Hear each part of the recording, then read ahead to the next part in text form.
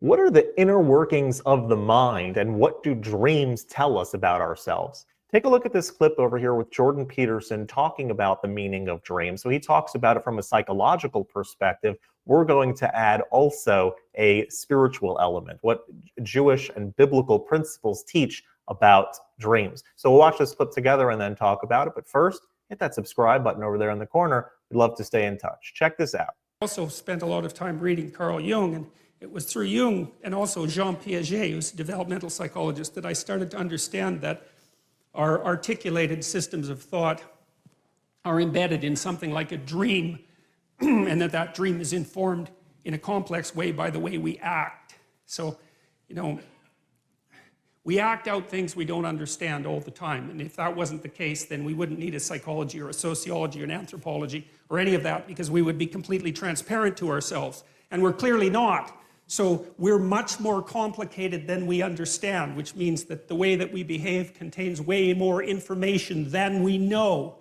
And part of the dream that surrounds our articulated knowledge has been extracted as a consequence of us watching each other behave and telling stories about it for thousands and thousands and thousands of years, extracting out patterns of behavior that characterize humanity and trying to represent them partly through imitation, but also through drama and mythology and literature and art and all of that, to represent what we're like so that we can understand what we're like. And I see in it the struggle of humanity to rise above its animal forebears, say, and to become conscious of what it means to be human.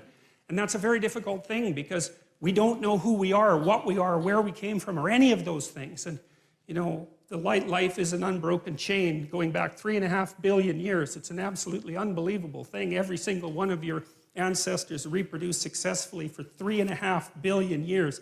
It's absolutely unbelievable. We rose out of the dirt and the muck, and here we are, conscious but not knowing, and we're trying to figure out who we are.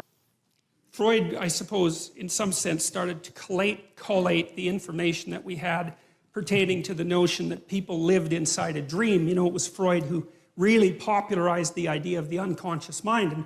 And we take this for granted to such a degree today that we don't understand how revolutionary the idea was. Like what's happened with Freud is that we've taken all the marrow out of his bones, so to speak, and left the husk behind. And now when we think about Freud, we just think about the husk, because that's everything that's been discarded. But so much of what he discovered is part of our popular conception now, including the idea that your perceptions and your actions and your thoughts are all, informed and shaped by unconscious motivations that are not part of your voluntary control. And that's a very, very strange thing. It's one of the most unsettling things about the psychoanalytic theories, because the psychoanalytic theories are something like, you're a loose collection of living sub-personalities, each with its own set of motivations and perceptions and emotions and rationales, all of that.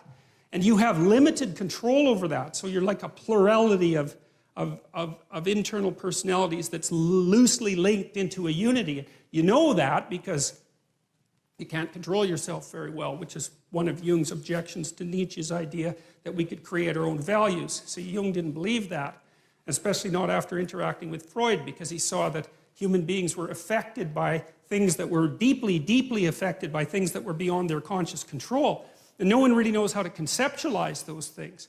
The cognitive psychologists think about them in some sense as computational machines. And the ancient people, I think, thought of them as gods, although it's more complex than that. Like rage would be a god. Mars, the god of rage, that's the thing that possesses you when you're angry. It has a viewpoint, and it says what it wants to say, and that might have very little to do with what you want to say when you're being sensible. And it doesn't just inhabit you, it inhabits everyone, and it lives forever, and it even inhabits animals. And so it's this transcendent psychological entity that inhabits the body politic like a thought inhabits the brain. That's one way of thinking about it. It's a very strange way of thinking, but it certainly has its merits. And those things, well, in some sense, those are deities, although it's not that simple. And so Jung got very interested in dreams and started to understand the relationship between dreams and myths, because he would see in his clients' dreams echoes of stories that he knew because he was deeply read in mythology.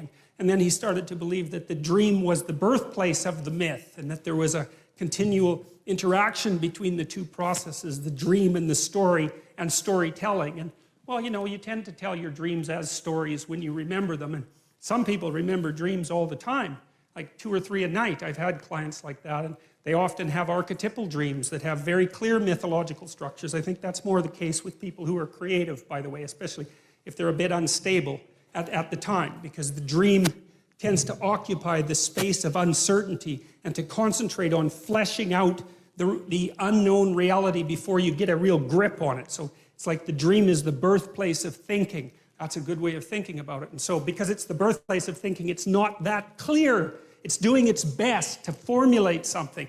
That was Jung's notion, as opposed to Freud, who believed that there were censors, internal censors, that were hiding the dream's true message. That's not what Jung believed. He believed the dream was doing its best to express a reality that was still outside of fully articulated conscious comprehension. It was, because you think, look, a thought appears in your head, right? That's obvious. Bang, it's nothing you ever ask about. But what the hell does that mean? A thought appears in your head. What kind of ridiculous explanation is that? You know, it just doesn't help with anything. Where does it come from? Well, nowhere. It just appears in my head. Okay, well, that's not a very sophisticated explanation, as it turns out, you know? And so you might think that those thoughts that you think, well, where do they come from? Well, they're often someone else's thoughts, right? Someone long dead, that might be part of it, just like the words you use to think are utterances of people who've been long dead. And so you're informed by the spirit of your ancestors. That's one way of looking at it. And your motivations speak to you, and your emotions speak to you, and your body speaks to you. And it all does all that, at least in part, through the dream. And the dream is the birthplace of the fully articulated idea. Anyways, back to Jung. Jung was a great believer in the dream, and I noted that dreams will tell you things that you don't know. And then I thought, well, how the hell can that be? How in the world can something you think up tell you something you don't know? How does that make any sense? First of all, why don't you understand it? Why does it have to come forth in the form of the dream? It's like there's something going on inside you that you don't control, right? The dream happens to you just like life happens to you. I mean, there is the odd lucid dreamer who can, you know, apply a certain amount of conscious control, but most of the time you're laying there asleep and this crazy complicated world manifests itself inside you, and you don't know how. You can't do it when you're awake, and you don't know what it means. It's like, what the hell's going on? And that's one of the things that's so damn frightening about the psychoanalysts, because you get this both from Freud and Jung, you really start to understand that there are things inside you that are happening that control you instead of the other way around. You know, there's a bit of reciprocal control, but there's manifestations of spirits, so to speak, inside you that determine the manner in which you walk through life. And you don't control it. And what does? Is it random? You know, there are people who have claimed that dreams are merely the consequence of random neuronal firing, which is a theory I think is absolutely absurd, because there's nothing random about dreams. You know, they're very, very structured and very, very complex, and they're not like snow on a television screen or static on a radio. Like, those things are complicated. And then also I've seen so often that people have very coherent dreams that have a perfect narrative structure. Now, they're fully developed in some sense, and so that just doesn't, that theory just doesn't go anywhere with me. I just can't see that as useful at all. And so I'm more likely to take the phenomena seriously and say, well, there's something to dreams. Well, you dream of the future and then you try to make it into a reality. That seems to be an important thing. You know, or maybe you dream up a nightmare and try to make that into a reality, because people do that too if they're hell-bent on revenge, for example, and full of hatred and resentment. I mean, that manifests itself in terrible fantasies. You know, those are dreams, then people go act them out. These things are powerful, you know, and whole nations can get caught up in collective dreams. That's what happened to the Nazis. That's what happened to Nazi Germany in the 1930s. It was an absolutely remarkable, amazing, horrific, destructive spectacle. And the same thing happened in the Soviet Union. The same thing happened in China. It's like, we have to take these things seriously, you know, and try to understand what's going on. The mind is an amazing place, and there's a theory out there that tells us that dreams are a way in which we can process and capture things that we emotionally or subconsciously are grappling with in our waking life, but can't address, can't pinpoint, go unnoticed in our waking life. So for example, the most common dream or nightmare, as it turns out, is being chased by a monster or a person, or some entity is chasing the person.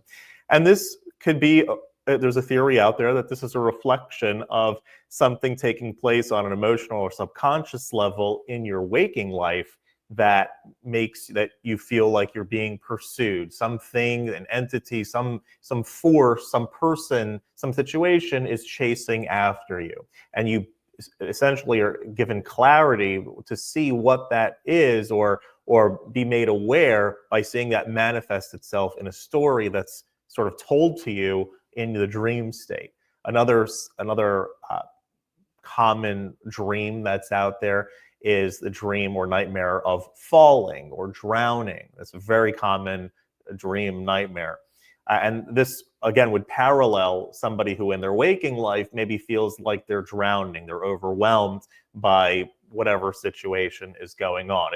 It's a way in which a person can glean insight into their waking life and their subconscious, things that are processing below their conscious way of looking at the world, in the form of a story playing out. Another case where this might be another common dream is where a person comes to an event or party or school or work or whatnot, and they're either naked or they're not fully dressed, right? Or you're underdressed. So you're wearing pajamas, or you're not wearing a shirt, or whatever the case may be. And one of the things that is said about such a dream, where you come, you're barren, you're naked, is that in your waking life, maybe you feel like you are overexposed, or you overexpose yourself. Maybe you told somebody something that was private, and you kind of regretted it later, or there's parts of you, aspects of you that regretted it, or is now uncomfortable with the fact that you've been too revealing. And so that sort of shows itself out, that emotional struggle, that subconscious struggle plays itself out in the form of a dream. There are a lot of very interesting theories about psychologically, spiritually, how this all kind of comes together. What is interesting in Jewish tradition, this is something that has been discussed all the way back since the time of the Bible. There are, in fact, 10 prophetic dreams that are written about just in the book of Genesis alone. There's a lot of writings on the spiritual meanings of dreams, the spiritual process in which dreams can achieve.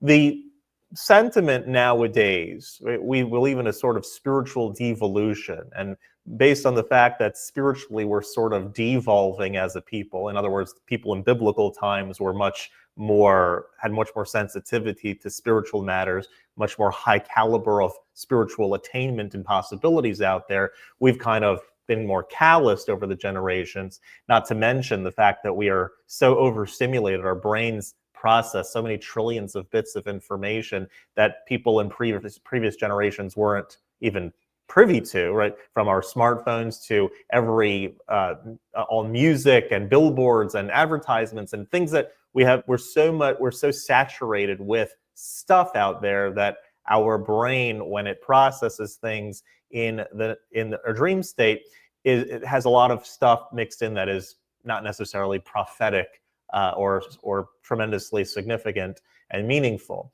So while the idea of dreams carrying with them meaning and prophetic value is something that is rooted in Jewish or biblical tradition, it's not something that we typically find or give too much credence to nowadays. At the same time, there are certain aspects, like we just talked about, that still can be learned, that a person can learn about themselves, learn about their waking life, and learn about their situation that can be gleaned from dreams, things about personal improvement that can be gleaned from dreams, areas where you might struggle that you didn't realize that there was a struggle, areas where where you were fearful, where you didn't realize there was fear over there, or aspiration, ambition, creativity. These are all things that are awakened in the dream state as well. So again, although they don't have spiritually the same significance maybe that they had in biblical times, and we may not be as that those things may not be as accessible to us nowadays. At the same time, there is a great deal that we can learn from dreams, and it's worthwhile considering the things that you dream about, considering things perhaps even that you have recurring dreams about, and thinking of areas in your life that perhaps can be improved by taking some of those things to heart. If you like this content overall, hit that subscribe button over there in the corner. Love to stay in touch. Take care.